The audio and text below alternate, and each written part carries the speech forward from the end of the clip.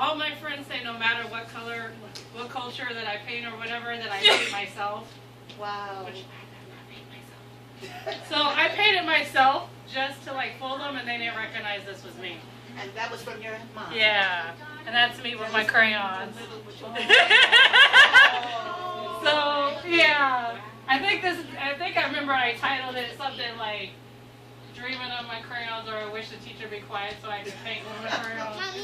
Something crazy. I mostly paint our culture because I feel like there are a lot of black artists out there, but not the way that I would like to see us depicted.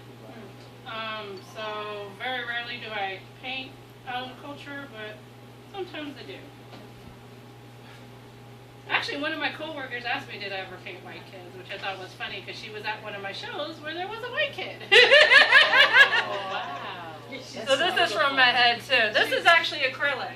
So the one before me and this one is actually acrylic. And the funny thing about this one is I painted it last minute and then I put it in the show right after I finished painting it. And it's 8 by 10, so it's pretty small. Yeah.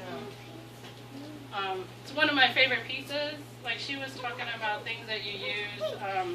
I like bees because when I was a little kid, I wanted to be a beekeeper because I wanted to eat honey every day. And like, what better way to get fresh honey than if you had your own bee?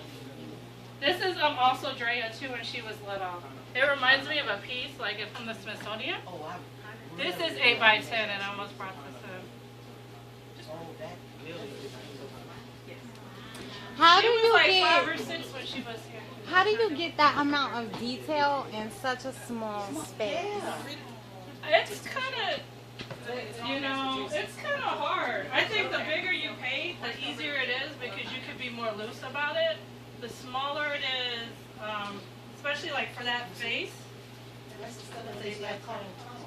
Thank you.